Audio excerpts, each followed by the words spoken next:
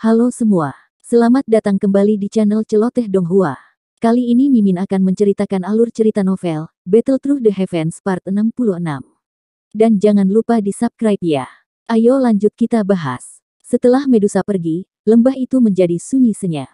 Kunci ruang angkasa di langit telah menyebabkan lembah kecil itu menjadi tempat yang terisolasi dari dunia luar. Tidak ada yang akan secara tidak sengaja menyerbu ke tempat yang tenang ini. Namun, selain kurangnya suara, kepergian Medusa tidak begitu banyak menyebabkan gelombang di lembah. Tumpukan pecahan batu di atas pintu masuk gua masih belum ada respon. Kepompong cahaya yang sangat besar di dalam lembah juga tidak menunjukkan tanda-tanda menerobos. Meskipun tampak mirip dengan masa lalu, siapapun dengan persepsi spiritual yang sangat kuat, akan dapat menemukan bahwa kedua aura yang luar biasa kuat ini diam-diam sedang disembunyikan, menunggu saat mereka akan dilahirkan kembali. Meskipun lembah telah membesarkan beberapa magical beast, mereka tidak berani mengambil bahkan setengah langkah ke lembah yang dalam, karena tekanan yang dipancarkan oleh kepompong ringan. Mereka juga tidak berani mengeluarkan suara gemuruh yang terlalu keras, takut mengganggu keberadaan yang membuat mereka ketakutan. Oleh karena itu, bagian dalam lembah telah berubah menjadi tempat di mana manusia dan binatang jarang ditemukan. Rerumputan liar di lembah tumbuh dengan cepat di bawah pengaruh energi yang padat. Pada akhirnya, rumput liar menyapu kepompong tipis itu. Itu terus terjalin untuk membentuk jaring berwarna hijau di sekitar gua gunung dan kepompong terang. Dengan cara ini, sebuah kehancuran ditambahkan ke lembah ini. Hanya pusaran energi warna-warni yang sangat besar di udara yang memancarkan kehidupan. Waktu dengan cepat mengalir melewati lembah dalam yang terisolasi dari dunia luar ini. Satu hari demi hari yang lalu, musim semi menghilang dan musim gugur tiba. Tanpa disadari, sekitar setengah tahun telah berlalu sejak Medusa pergi. Dengan menghitung waktu yang lalu, retret Xiaoyan dan Ziyan hampir mencapai 1 tahun. Meskipun waktu yang sangat lama melelahkan, masih ada sedikit pun aktivitas yang tidak biasa dari lembah. Lembah sepi yang sunyi sepertinya telah melupakan mereka dengan tenang. Medusa tidak kembali selama setengah tahun ini. Tidak ada yang tahu apa yang terjadi padanya. Rerumputan liar masih tumbuh di semua tempat di lembah yang dalam. Jika tidak terjadi kecelakaan, itu akan segera menempati seluruh lembah pegunungan dalam waktu singkat. Akhirnya, ia akan mengikuti dinding gunung dan memanjat keluar, tampak seperti ular hijau buta saat ia menyebar. Waktu dengan tenang mengalir di dalam lembah yang dalam dan terpencil. Pada hari tertentu, gerakan sedikit tidak biasa yang berbeda dari biasanya monoton akhirnya muncul di lembah yang dalam. Orang bisa melihat pusaran energi besar yang perlahan-lahan berputar di langit, tiba-tiba mulai berhenti berputar secara bertahap. Energi megah mengalir deras seperti badai sebelum akhirnya berubah menjadi 2 pilar energi seperti semburan pegunungan. Salah satu pilar energi ini dibebankan ke lembah, yang sekarang tersembunyi oleh rerumputan liar, sementara yang lainnya mendarat di atas kepompong ringan, yang ditutupi oleh rerumputan liar. Kedua pilar energi yang berukuran lebih dari 10 kaki ini menembus udara. Udara mengeluarkan suara tajam saat mereka melakukannya. Dari sini, cukup untuk melihat jenis energi besar apa yang terkandung di dalam 2 pilar energi ini. Di bawah energi yang begitu besar, rumput liar di dalam lembah tiba-tiba layu dengan kecepatan yang terlihat dengan mata telanjang. Dalam beberapa napas pendek, itu benar-benar kembali ke keadaan sebelumnya.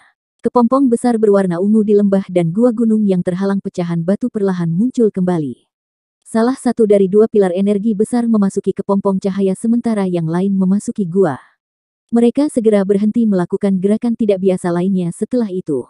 Salah satu dari 2 pilar energi besar memasuki kepompong cahaya sementara yang lain memasuki gua. Mereka segera berhenti melakukan gerakan tidak biasa lainnya setelah itu. Pusaran energi di udara sudah benar-benar lenyap. Energi alami yang kuat di lembah juga berangsur-angsur kembali ke keadaan normal. Dari tampilan situasinya, sepertinya kedua orang yang membutuhkan energi dalam jumlah besar telah mencapai tahap di mana mereka kenyang. Kepompong cahaya di dalam lembah berubah warna yang semakin dalam setelah menyerap pilar energi yang sangat besar itu. Beberapa segel aneh secara bertahap muncul di permukaan kepompong ringan. Cahaya yang secara bertahap dipancarkan dari segel ini tampak sangat misterius. Tidak ada aktivitas lain setelah perubahan ini terjadi di dalam lembah. Dalam sekejap mata, setengah bulan lagi berlalu. Di dalam gua, yang pintu masuknya diblokir dengan kuat oleh tumpukan pecahan batu, mata yang telah ditutup selama hampir 1 tahun akhirnya bergetar sedikit saat perlahan terbuka. Badai penuh kilat melintas melalui matanya yang hitam pekat, satu demi satu saat mereka terbuka. Pada saat itu, bahkan udara di dalam gua gunung yang hikmat mengeluarkan sedikit suara berderak. Aura agung yang telah terdiam selama hampir 1 tahun, akhirnya menjadi seperti harimau yang ganas mengikuti pembukaan matanya. Dia perlahan mengangkat kepalanya, menghadap ke langit dan mengeluarkan suara gemuruh yang mengguncang bumi. Bahkan gua gunung mulai bergetar di bawah aura megah yang beberapa kali lebih kuat dari sebelumnya. Banyak garis retakan tebal seukuran lengan menyebar seperti sarang laba-laba, dari tempat di mana pemuda berjubah hitam itu duduk dengan menyilangkan kaki. Akhirnya, mereka menyebar ke setiap sudut gua. Retak, suara kecil tiba-tiba muncul saat pemuda berjubah hitam itu duduk di atas batu hijau. Segera, banyak garis retakan kecil muncul.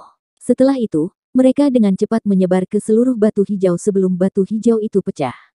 Itu berubah menjadi pecahan yang tak terhitung jumlahnya di tengah gemuruh rendah dan dalam. Pemuda berjubah hitam yang duduk di atas batu hijau itu tidak bergerak sedikit pun meskipun itu pecah. Kedua kakinya digantung di udara kosong dan dia terus melayang di udara dalam hal ini tanpa meminjam kekuatan eksternal. Ini adalah kekuatan dari Do Huangya. Tangan Xiao Yan perlahan bergerak. Dia merasakan toren pegunungan yang megah seperti doki meletus di dalam tubuhnya. Busur samar merembes keluar dari sudut mulutnya. Pada saat ini, semacam perasaan heroik memiliki segala sesuatu di tangan seseorang muncul di dalam hatinya. Kekuatan spiritual yang kuat menyapu dengan cara seperti kilat, dan menyebar ke segala arah seperti badai dengan tubuhnya di tengah. Kekuatan spiritual yang kuat dengan cepat menyebar keluar dari gua dan membungkus seluruh lembah di dalamnya. Menggunakan kekuatan spiritual untuk memindai tempat itu, Xiao Yan bisa melihat kepompong cahaya berwarna ungu besar di dalam lembah. Selain itu, karena dia mengandalkan kekuatan spiritual yang sensitif, dia samar-samar bisa merasakan kehidupan yang kuat di aglomerasi di dalam kepompong. Kekuatan spiritual menyebar ke lembah. Namun, itu tidak berhenti karena itu. Sebaliknya, itu terus menuju ke pegunungan Magical Beast yang sangat besar dan menyebar di atasnya. Setelah penyebaran kekuatan spiritualnya, sejumlah adegan yang tak terhitung jumlahnya tercermin dalam kepala Xiao Yan. Tentu saja, ada cukup banyak Magical Beast yang kuat di dalam pegunungan Magical Beast. Oleh karena itu, pemindaian spiritual yang sombong oleh Xiao Yan ini tidak luput dari perhatian mereka. Karena inilah pegunungan yang luas segera mulai memancarkan banyak raungan marah yang mengguncang bumi. Tak terhitung jumlah Magical Beast peringkat rendah mulai bergetar di tengah raungan ini. Meskipun bisa merasakan pemindaian spiritual Xiao Yan, sebagian besar binatang ajaib yang kuat ini, dengan pengecualian mereka yang memiliki kemampuan khusus, tidak dapat menyebabkan banyak kerusakan pada jiwa Xiao Yan.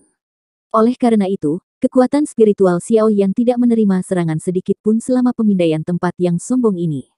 Kekuatan spiritual yang agung tersebar di radius 50 km. Namun, sepertinya ini adalah batas yang sulit. Akibatnya, kekuatan spiritual Xiao Yan mengalami kesulitan untuk maju bahkan 1 inci pun setelah menyebar ke gunung. Pikiran Xiao Yan tergerak saat melihat ini. Kekuatan spiritual yang telah menyebar mulai menyusut dengan cara seperti kilat seperti air banjir. Dengan beberapa napas, itu benar-benar menyusut kembali ke dalam tubuhnya. Xiao Yan mengangkat kepalanya sedikit setelah kekuatan spiritual sepenuhnya kembali ke tubuhnya. Dia menghela nafas panjang dan baru saja ingin mencoba untuk menyatukan kekuatan spiritual jauh di dalam dirinya, ketika sebuah pikiran tiba-tiba melanda dirinya. Jarinya dengan lembut menyentuh jejak api putih di dahinya. Beberapa gemetar yang tidak diketahui diam-diam muncul jauh di dalam jiwanya. Xiao Yan menghirup udara lembab yang dalam. Matanya berkedip sedikit sebelum segera menyipit. Pikirannya tiba-tiba bergerak dan kekuatan spiritual yang agung sekali lagi tersapu. Namun, kali ini tidak menyebar. Sebaliknya, itu menyerbu ke segel api di dahinya. Kekuatan spiritual Xiao Yan baru saja masuk ke dalam segel api ketika suara rendah, dalam, teredam meledak dengan ledakan, dalam pikirannya. Segera, matanya menjadi hitam dan jalan kecil yang terbentuk dari api putih pekat muncul di depannya. Ada kegelapan tak berdasar yang dalam di kedua sisi jalan kecil. Sekilas jalan api kecil itu sepertinya tidak ada habisnya. Tubuh Xiao Yan bergerak dan tidak ragu-ragu saat dia bergegas menyusuri jalan api kecil. Ketika kekuatan spiritual dari sebelumnya telah mencapai titik tertentu, penggunaan kekuatan spiritualnya tampak jauh lebih jelas. Jalan kecil itu memang panjang. Namun, di bawah kecepatan kekuatan spiritualnya, yang lebih cepat dari kilat, hanya diperlukan lebih dari 10 menit sebelum lubang api muncul di ujung jalan api kecil. Kekuatan spiritual Xiao Yan bergetar sedikit sebelum dengan kejam menyerbu. Roh Xiao Yan menyerbu ke dalam lubang api. Api putih pekat yang menyilaukan tiba-tiba menghilang. Menggantinya adalah kegelapan yang sangat menekan. Tempat gelap ini sepertinya adalah aula yang sangat besar. Aula itu sangat luas sehingga agak menakutkan. Pilar batu yang panjangnya lebih dari 1000 kaki mencapai ke langit karena menopang aula yang luar biasa besar ini. Aula ini ditutupi dengan kumpulan cahaya yang tak terhitung jumlahnya yang dibungkus dengan cahaya hijau giok. Roh Xiaoyan menyapu mereka dan terkejut saat menyadari bahwa kelompok cahaya itu sebenarnya berisi tubuh spiritual yang hidup di dalam masing-masingnya. Semangat Xiaoyan berguling-guling karena pemandangan yang mengejutkan ini. Rohnya dengan sigap menyapu tempat itu. Sesaat kemudian, keterkejutannya tiba-tiba menggumpal pada sekelompok lampu hijau giok yang berada di dekat titik tengah aula besar. Di dalamnya ada seorang lelaki tua yang matanya tertutup rapat. Hal yang menyebabkan badai muncul dalam hati Xiaoyan adalah bahwa lelaki tua ini adalah Yao Lao yang telah ditangkap oleh Hall of Souls. Ini adalah apakah Hall of Souls? Roh Xiaoyan mengeluarkan suara yang membosankan. Saat suaranya baru saja terdengar, ruang di depannya tiba-tiba berfluktuasi. Segera, ruang itu meledak seperti cermin yang pecah. Kekuatan spiritual yang menakutkan yang bahkan ruang itu tidak bisa menahan membawa kegelapan yang luar biasa pekat tiba-tiba meletus. Hanya kontak dengannya menghancurkan sisa-sisa spiritual Xiaoyan menjadi ketiadaan. Xiaoyan, yang berada di lembah, tiba-tiba membuka matanya saat tubuh spiritualnya berubah menjadi ketiadaan. Keringat dingin menutupi dahinya. Matanya mengandung sedikit keterkejutan. Dia bisa menjamin bahwa tempat yang dia lihat sebelumnya dengan bantuan jejak api spiritual yang ditinggalkan gurunya, pasti adalah Hall of Souls yang misterius itu. Gua mengeluarkan suara nafas yang agak cemas dan berat. Beberapa saat kemudian, akhirnya secara bertahap menghilang. Xiaoyan menyeka keringat dingin yang menutupi dahinya.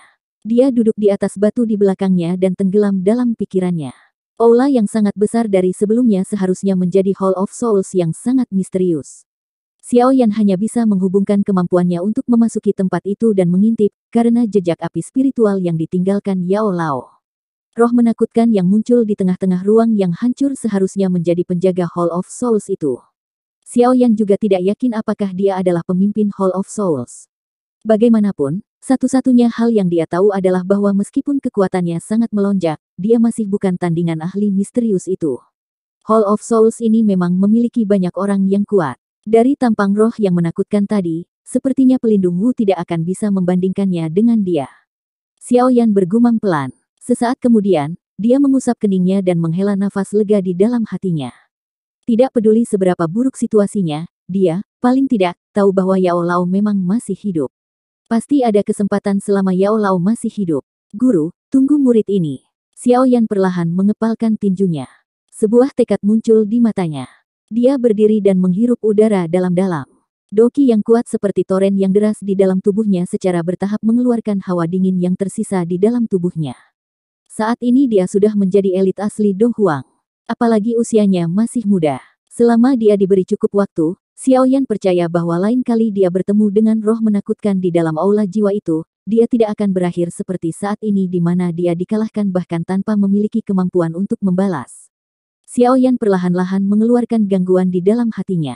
Tubuhnya bergerak, dan perlahan berjalan menuju pintu masuk gua yang masih terhalang oleh bebatuan. Sesaat kemudian, dia perlahan membuka telapak tangannya dan dengan lembut meletakkannya di bebatuan.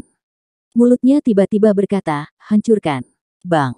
Suara keras segera bergema saat teriakan Xiaoyan terdengar. Fragmen batu keluar dari gua ke segala arah. Gua gunung sekali lagi dibuka di tengah debu yang tersebar di mana-mana. Xiaoyan perlahan keluar. Dia menyipitkan matanya dan mengabaikan sinar matahari yang menyilaukan. Tubuhnya berdiri di pintu masuk gua saat dia merentangkan kedua tangannya, untuk memungkinkan sinar matahari yang hangat menyinari tubuhnya. Perasaan hangat memenuhi semua anggota badan dan tulangnya, menyebabkan wajah Xiaoyan berangsur-angsur rileks. Xiaoyan tetap berjemur di bawah sinar matahari untuk waktu yang lama sebelum berjalan keluar. Tatapannya menyapu bagian dalam lembah, dan segera berhenti di atas kepompong besar berwarna ungu muda itu. Meskipun dia sudah tahu bahwa evolusi gadis ini belum selesai ketika kekuatan spiritualnya telah menyebar, dia mau tidak mau menggelengkan kepalanya ketika dia melihatnya dengan matanya sendiri. Benar-benar tidak mudah bagi gadis ini untuk naik pangkat. Di mana Kailin? Apakah dia pergi? Xiaoyan mengernyitkan alisnya sedikit. Matanya beralih dari kepompong cahaya dan menyapu ke segala arah. Sementara dia berbicara tidak pasti pada dirinya sendiri, pandangannya yang luas melihat gulungan di atas batu besar tidak jauh dari kepompong cahaya. Xiaoyan memberi isyarat dengan tangannya dan menyedot gulungan itu ke telapak tangannya. Dia perlahan membukanya dengan sedikit keraguan saat tatapannya perlahan menyapu itu. Sesaat kemudian, dia mengerutkan kening dan berbisik, ini sebenarnya karena sesuatu telah terjadi pada ras manusia ular. Namun, menurut apa yang dia tulis, dia akan kembali sekali lagi setelah menyelesaikan masalah. Jangan katakan padaku bahwa dia belum menyelesaikannya bahkan sampai sekarang. Ekspresi Xiaoyan juga sedikit berubah saat memikirkan ini. Bahkan dengan kekuatan Medusa, dia tidak bisa menyelesaikan masalah ini dengan cepat. Tampaknya masalah yang dihadapi ras manusia ular kali ini memang cukup merepotkan. Xiaoyan menyimpan gulungan itu ke dalam cincin penyimpanannya setelah mendapatkan pemahaman tentang seluruh masalah. Dia melihat kepompong Ziyan di sisinya dan tanpa daya menggelengkan kepalanya. Dia berkata, lupakan, izinkan saya untuk melindungi Anda untuk jangka waktu tertentu. Kalau tidak, saya juga akan merasa tidak nyaman pergi sekarang. Secara kebetulan, saya baru saja menerobos ke kelas Do Huang dan masih membutuhkan waktu untuk melatih doki di dalam tubuh saya. Begitu dia mengatakan ini, tubuh Xiaoyan bergerak dan muncul di atas batu besar di lembah sebelum dia perlahan menutup matanya. Xiaoyan dengan lancar keluar dari retretnya dan berhasil maju ke kelas Do Huang. Namun, dia tidak pergi sendiri setelah mempertimbangkan Ziyan kecil. Sebaliknya, ia memilih tetap tinggal di lembah untuk merawat Ziyan. Dia juga akan menggunakan kesempatan untuk melatih dan terbiasa dengan doki di dalam tubuhnya yang telah sangat melonjak. Waktu masih mengalir dengan tenang di dalam lembah. Namun, lembah saat ini tidak diragukan lagi lebih hidup dibandingkan sebelumnya. Asal mula keaktifan ini secara alami, adalah suara destruktif yang tercipta di sekitar lembah sementara Xiaoyan melatih dokinya. Waktu dengan cepat mengalir melalui jari-jari seseorang di tengah pelatihan kekuatan Xiaoyan ini. Tanpa disadari, setengah bulan lagi telah berlalu. Kepompong ringan itu, yang benar-benar kosong dari aktivitas, akhirnya berubah dengan cara yang menyebabkan Xiaoyan bersukacita selama periode waktu ini.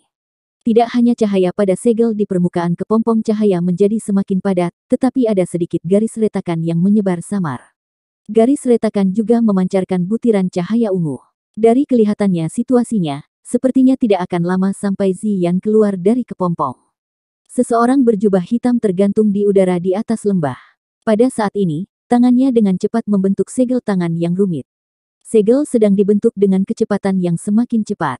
Pada akhirnya, beberapa bayangan bahkan muncul. Ekspresi Xiaoyan serius saat dia melihat segel terbang di tangannya. Kemerahan muncul di wajahnya dan beberapa keringat tebal terbentuk di dahinya. Kelelahan doki karena segel tangan ini cukup menakutkan. Segel tangan terbang tiba-tiba berhenti pada saat tertentu sementara Xiaoyan berteriak, segel pembalik laut. Teriakan itu terdengar dan tangan Xiaoyan menegang di busur yang aneh. Tangannya tiba-tiba mendorong ke langit. Setelah mendorong telapak tangannya, doki yang agung melonjak dan dengan cepat menutupi tangan Xiaoyan. Lapisan film hijau giok diam-diam diaglomerasi dalam energi agung ini. Kutikula hijau giok yang aneh dengan cepat melilit tangan Xiaoyan. Sesaat kemudian, jejak tangan sebening kristal hijau giok seukuran tangan tiba-tiba melesat. Jejak cahaya ini tampaknya dibentuk dari kristal hijau giok, tampak luar biasa indah. Namun, energi agung yang terkandung di dalamnya sangat mengejutkan. Seseorang dapat melihat bahwa bahkan udara yang dilaluinya akan menjadi terdistorsi. Udara ditekan menjadi busur cekung yang jelas. Jejak lampu hijau yang mengkristal melintas di langit. Akhirnya, itu bertabrakan dengan lapisan kunci spasial. Suara guncangan bumi yang keras segera meletus. Angin liar tiba-tiba muncul dan orang bisa melihat banyak riak seperti gelombang air terbentuk, dan dengan cepat menyebar dari area di mana kunci spasial berada. Sesaat kemudian, kunci spasial yang diciptakan Medusa dengan seluruh kekuatannya ini telah dipatahkan oleh Xiaoyan. Lubang selebar 10 kaki telah dibuat. Xiaoyan mengangkat kepalanya dan melihat ke ruang yang terdistorsi. Dia akhirnya menghela nafas panjang. Menjadi segel kedua dari keterampilan segel dewa, kekuatan segel laut membalik ini memang lebih kuat daripada segel gunung terbuka.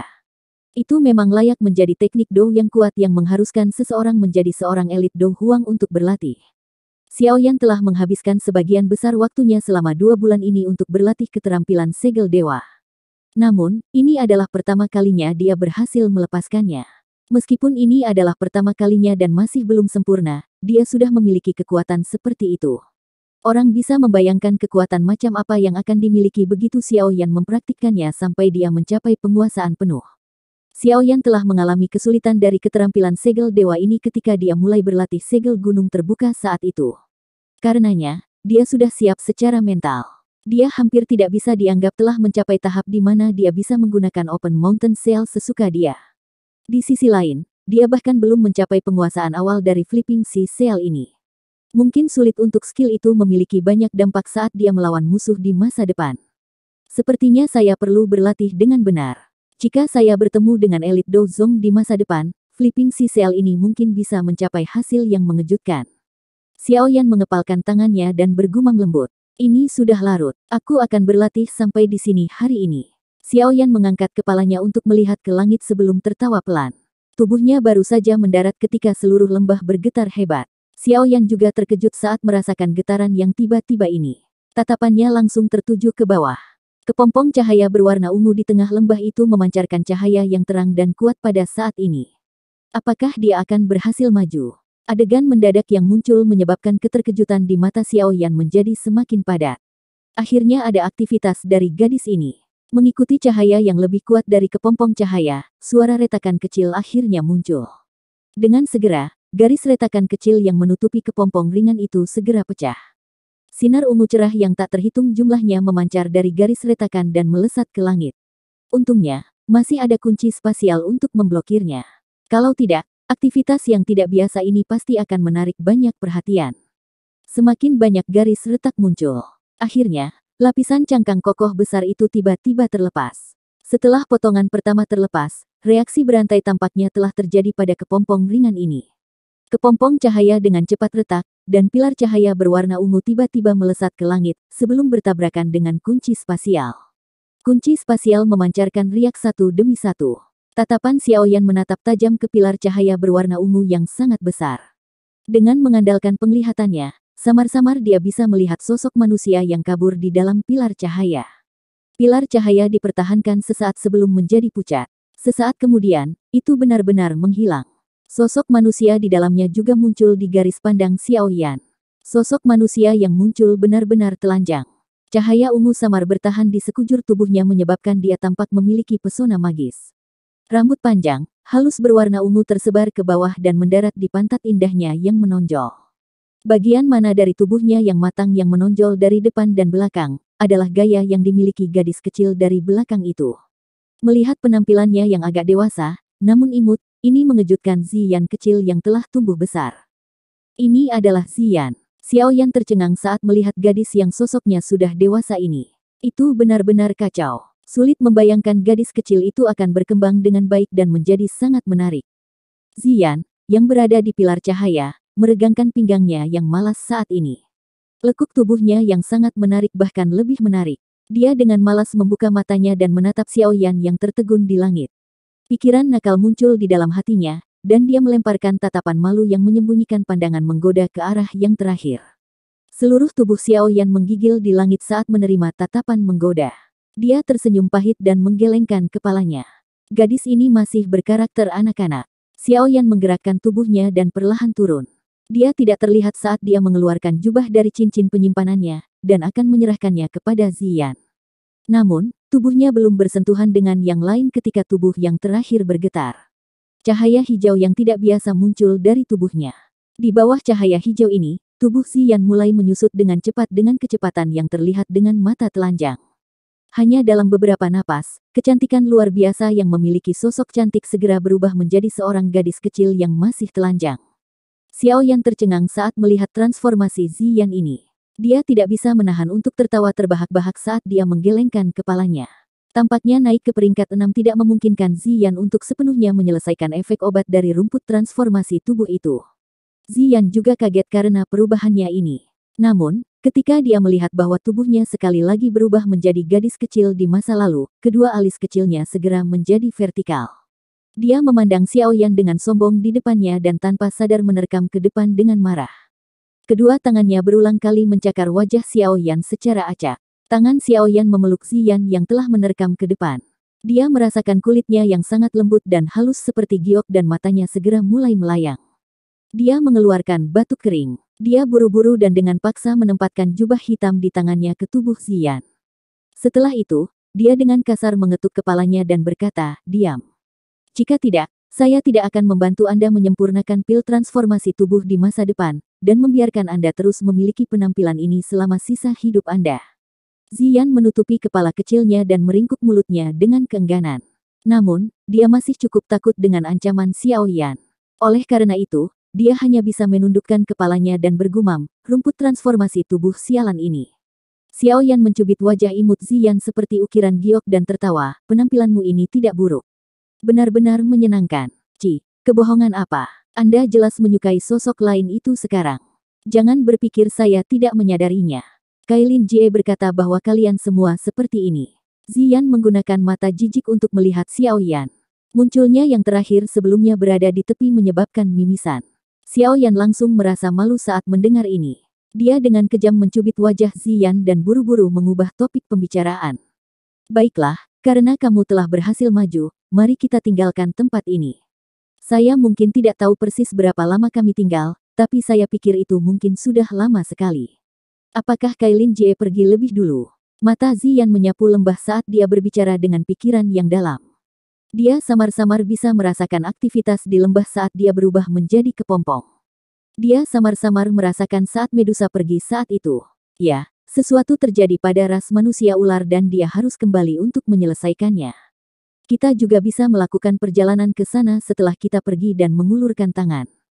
Xiao Yan mengangguk. Dia menempatkan Ziyan ke bawah dan tersenyum saat dia menjawab. Untuk waktu yang lama, Medusa telah memberinya banyak bantuan. Selain itu, meskipun dia dipaksa untuk melakukan hal itu saat itu, tidak mungkin untuk benar-benar bertindak seperti itu hanya malam yang penuh nafsu tidak peduli bagaimana orang mengatakannya. Karenanya, perasaannya terhadap Medusa juga cukup rumit. Ziyan tentu saja tidak keberatan dengan ini. Hubungannya dengan Kailin cukup baik. Wajar jika dia pergi dan membantu yang terakhir. Tubuh Xiao Yan bergerak saat melihat Ziyan mengangguk, dan muncul di udara tanpa peringatan apapun. Dia mengangkat kepalanya dan melihat ruang yang agak terdistorsi tidak jauh, Ziyan juga mengikuti di belakangnya. Dia menyapu pandangannya ke atasnya dan berkata dengan sikap terkejut, ini adalah segel spasial, kan? Hanya seorang elit Dozong yang bisa menggunakannya. Saya pikir ini harus ditinggalkan oleh Kailin Jie, kan? Ya. Dia harus segera pergi dan takut orang lain akan mengganggu kemajuan kita.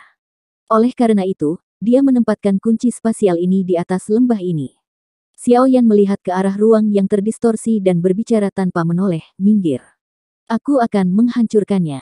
Doki dalam tubuh Xiao Yan melonjak liar begitu dia mengatakan ini. Kunci spasial yang tercipta dari semua kekuatan Medusa ini sangat kuat. Jika dia tidak maju ke kelas Do Huang, kemungkinan dia berhasil memecahkannya sangat rendah. Yang kau tahu hanyalah bagaimana menggunakan kekerasan.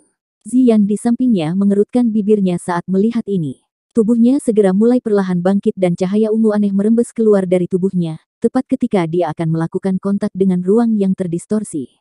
Setelah itu, tubuhnya menjadi seperti ikan saat dia menembus ruang yang terdistorsi dan menghilang. Wajah Xiao Yan benar-benar tercengang saat dia melihat Ziyan melakukan ini. Sesaat kemudian, dia tertawa getir dan menggelengkan kepalanya. Dia telah lupa bahwa Ziyan tampaknya memiliki kekebalan terhadap jenis kunci ini. Saat itu, berbagai segel yang ditempatkan di gudang obat tidak memiliki efek sedikit pun untuk memblokirnya. Meskipun demikian, Xiao Yan masih agak terkejut bahwa dia bisa dengan mudah melewati ruang yang terdistorsi ini. Tubuh Ziyan sekali lagi menyatu dan keluar dari ruang terdistorsi sementara Xiao Yan terkejut. Dia mengulurkan tangan kecil seputih salju ke arah Xiao Yan dan dengan sombong tertawa, ikuti aku akan membawamu keluar. Xiao Yan juga tersenyum saat melihat ini tapi dia tidak menolak tawarannya. Lembah kecil ini memiliki cukup banyak bahan obat langka. Memiliki segel spasial di sini secara kebetulan akan mencegah orang tidak sengaja berkeliaran ke tempat ini. Xiao Yan meraih Ziyan dan cahaya ungu samar segera menyebar padanya dari yang terakhir. Ini dengan cepat melilit Xiao Yan. Kedua tubuh mereka menyusut dan menyerbu ke dalam ruang yang terdistorsi sebelum menghilang. Warna hijau subur dari pegunungan tak berujung memenuhi mata Xiao Yan. Angin kencang bertiup dan peluit bergema di atas pegunungan. Itu melepaskan keaktifan tak terbatas di lembah ini. Ruang di udara di wilayah rahasia antara beberapa puncak gunung di dalam pegunungan tiba-tiba berfluktuasi. Dua sosok manusia perlahan muncul. Mata mereka bergerak ke segala arah, dan mereka merasakan angin sejuk yang bertiup ke arah mereka. Tubuh mereka terasa ringan seperti mereka bisa hanyut. Kami akhirnya keluar. Xiao Yan tidak bisa membantu tetapi menghela nafas lega saat dia melihat pegunungan yang luas. Setelah tinggal cukup lama di dalam gua, dia hampir lupa seperti apa perasaan angin yang bertiup di seluruh tubuhnya. Ziyan di sampingnya secara acak menyapu pandangannya. Dia diam-diam menghela nafas lega ketika dia tidak menemukan magical beast di sekitarnya. Dia masih ingat gelombang monster menakutkan yang dia dan Kailin telah aduk di dalam pegunungan magical beast sebelum dia berubah menjadi kepompong. Bahkan Medusa hanya bisa membawanya dan melarikan diri di bawah gelombang raksasa itu. Meskipun sudah maju, dia masih tanpa sadar merasakan kulit di kepalanya menjadi mati rasa ketika dia memikirkan magical beast yang padat dan gila. Ayo pergi. Xiao Yan tidak memperhatikan tindakan kecil Ziyan. Setelah menentukan arah mereka, dia melambai ke arahnya dan sepasang sayap api langsung terentang. Setelah itu, dia terbang menuju pintu keluar pegunungan. Ziyan di belakang dengan hati-hati mengamati sekelilingnya sebelum buru-buru mengikutinya. Kedua sosok manusia itu berubah menjadi sinar cahaya yang terbang melintasi langit. Kecepatan tinggi mereka membawa tekanan angin yang meninggalkan riak di lautan pepohonan di bawah mereka. Namun, tubuh Xiao Yan tiba-tiba berhenti setelah terbang sekitar 3 hingga 5 menit. Ziyan di belakang tidak bisa bereaksi tepat waktu dan membanting punggung Xiao Yan. Apa yang sedang kamu lakukan? Ziyan mengusap dahinya dan menggerutu. Sepertinya agak terlalu sepi. Xiao Yan menyipitkan matanya dan perlahan berkata. Matanya menyapu sekelilingnya saat dia melakukannya.